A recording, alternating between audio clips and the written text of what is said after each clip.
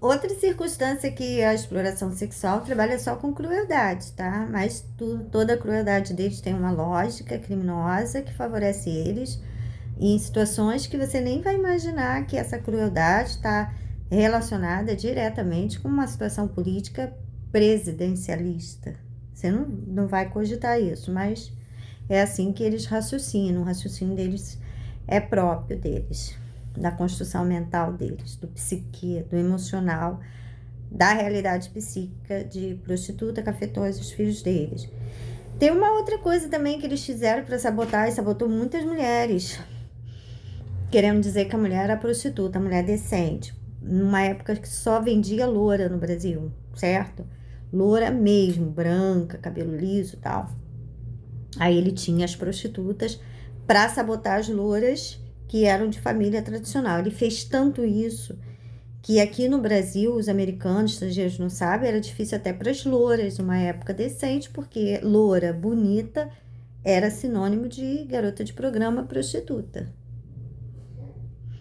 De tanto que ele fez prostituta loura. Muito mais do que ele investiu em mim, ele investiu nas louras da família tradicional, porque tinham muitas. E todas da família tradicional. Então ele foi sabotando uma por uma. Nossa, era difícil. Como negra também, né? Negra, ele foi o principal dele, foram as negras. Apoiou-se muito na aparência da minha mãe. Depois ele fez as louras. Quando eu surgi, que ele criou essa moda de sarará. E aí, o que que acontece? Ele sabotava as louras assim.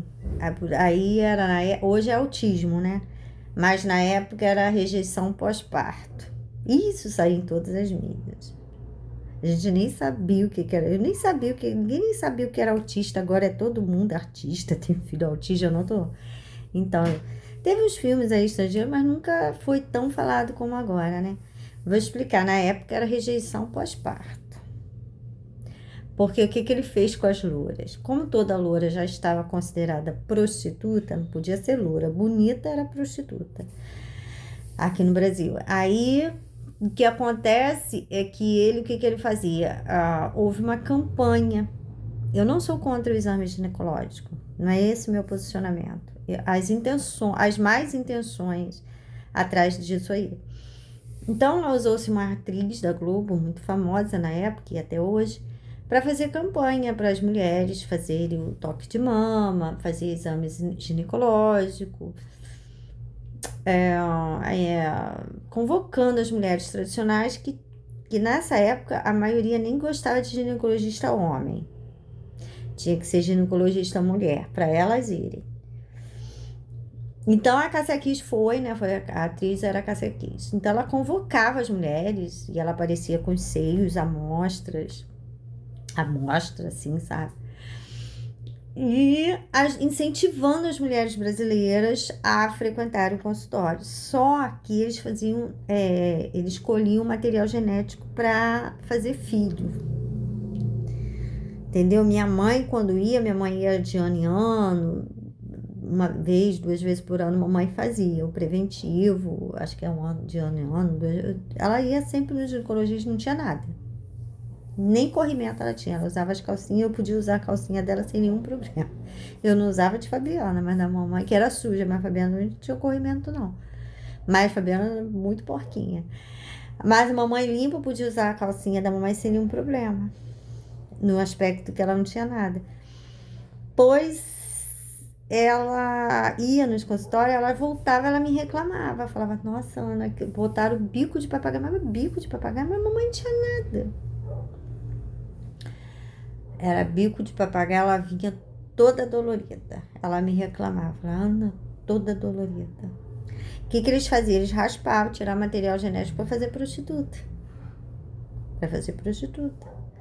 Só que na época das louras, o que eles faziam? Eles fazia o filho com outro homem para dizer que ela era uma mulher safada, que tinha filho com vários homens e deixava os filhos e ia se prostituir, né? Gostava de noitada, de festa.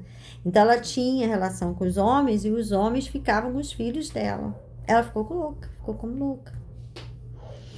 porque eles admitiam para ela e criaram laudo, tudo em cima da realidade de rejeição pós-parto. Eles gostam muito de modificar a nossa realidade familiar, da nossa personalidade, que é incrível, né? A gente acolhe os nossos filhos com muito amor e cuida e dá vida por eles. E eles gostam, eles se incomodam com isso, então eles sempre querem trazer aspectos da prostituta, que ela como mãe, ela é assim, a prostituta. E eles querem sempre trazer esses aspectos para nós, aqui no Brasil, tirar esse encanto da nossa natureza perfeita, né? Mulher auxiliadora, não podia, somos perfeitas, né? Somos auxiliadoras de homem. E aí eles trouxeram essa realidade, entendeu? Como é que, foi, que ele fazia? Fez as mulheres irem para o ginecologista através da grande mídia. As mulheres passaram a frequentar o ginecologista, chegava lá, eles faziam raspagem, eles tiravam material genético para inseminação. Fecundava in vitro e inseminava em uma prostituta qualquer como uma situação de barriga de aluguel.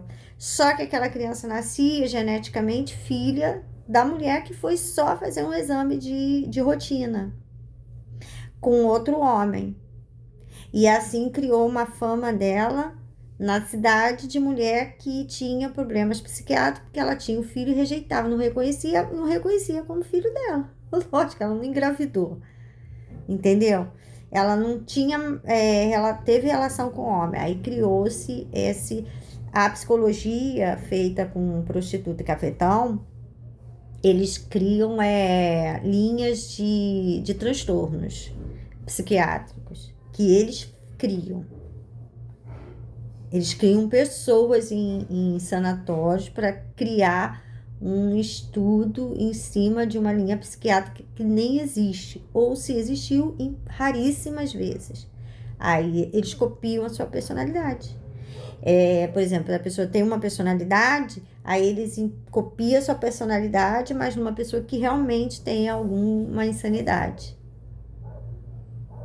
Para dizer que o seu traço de educação, o seu traço de personalidade tem a ver com aquele tipo de insanidade.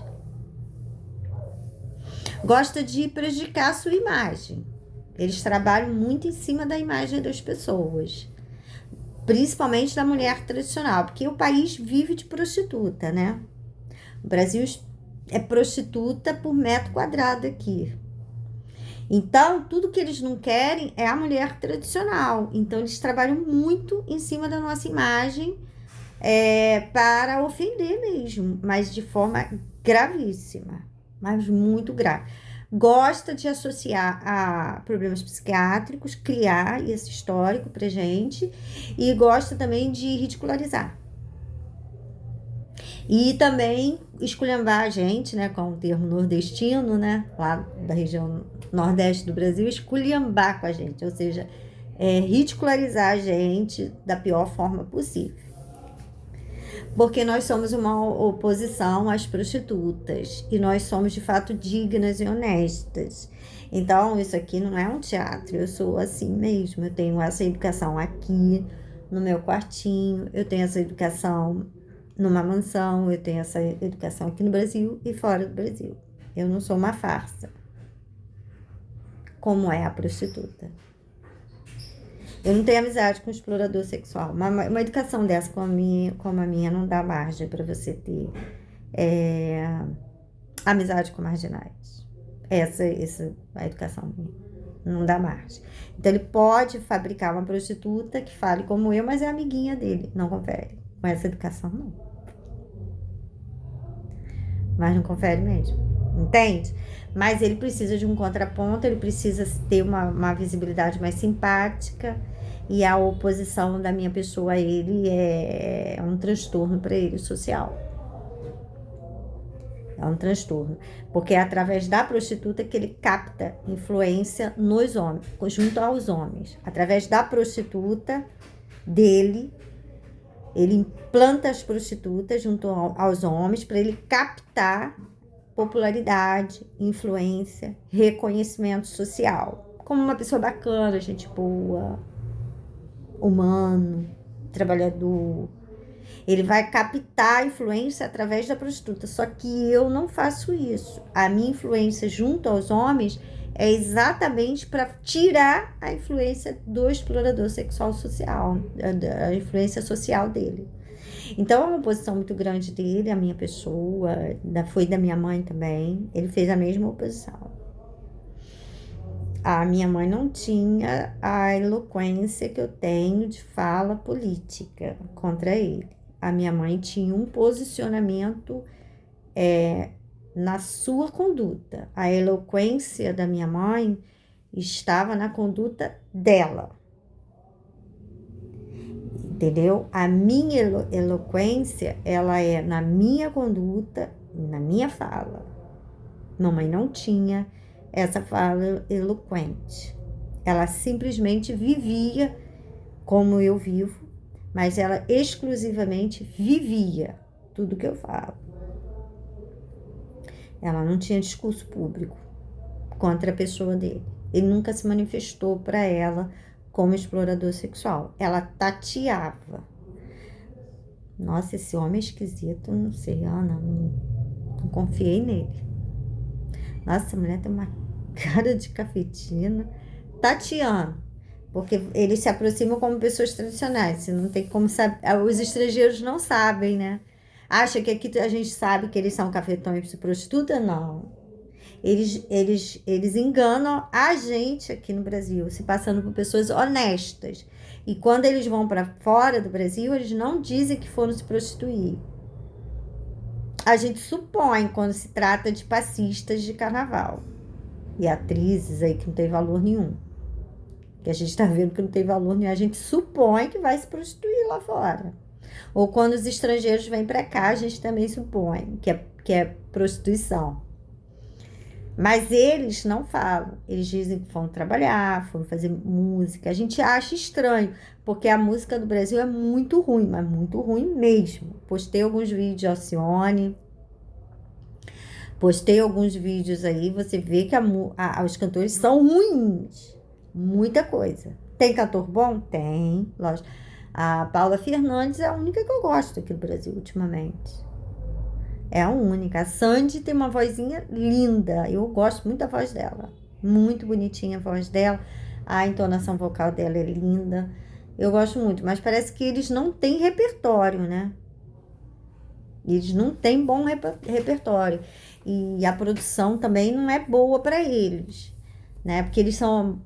Dentro do Brasil, eles não cabem no Brasil. Eles precisam de uma pessoa que abranja o Brasil todo, como faz Ivete Sangalo, como fez a Marília Mendonça. Mas são pessoas que estão afinadas com os interesses da exploração sexual, que normalmente são crimes, né?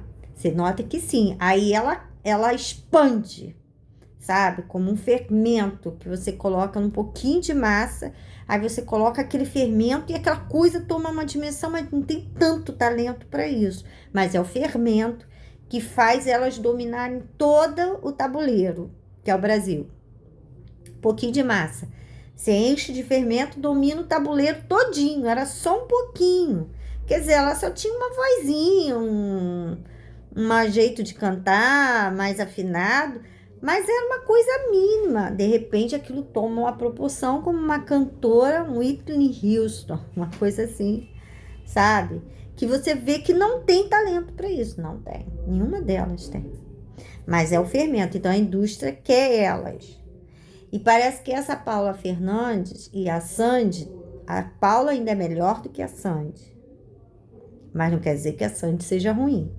Mas a Paula tem uma maturidade na voz incrível. Eu amo a voz dela.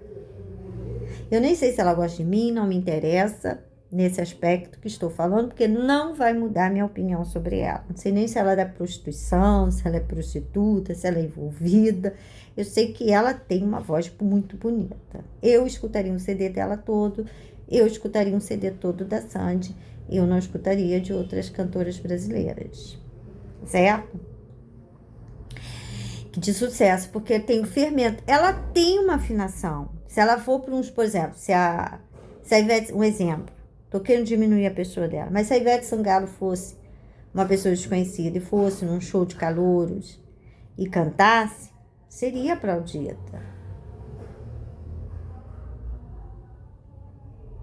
certo? Tem uma afinação, mas não tem esse talento para a situação que eles alcançaram. E porque só tem eles, não tem mais ninguém. Entendeu? Que a mídia vai investir. Por que que investe? Porque deposita confiança. O irmão dela se chamava Jesus. Jesus aqui no Brasil é Messias Bolsonaro. Então você vai ver as conexões todas na Ivete Sangalo favorecendo o Bolsonaro. Esse desastre que ia acontecer no Brasil. Entendeu? Então, talvez essas cantoras não se submetam a isso, né? Talvez essas cantoras que eu citei não se submetam a isso. Submetam a isso. Certo? Não tô aqui falando nada para ter apoio delas, porque eu sei que lutar contra a prostituição no Brasil é um negócio terrível. Não é esse o meu objetivo, eu só citei as duas como duas cantoras que eu gosto da voz. Mas reconheço que o repertório é limitado, é muito pouco o repertório. Às vezes uma música, elas tiveram boas músicas aí, alcançaram uma boa repercussão nacional. Mas, assim, é pouco repertório. Ainda considero o talento delas, considero pouco.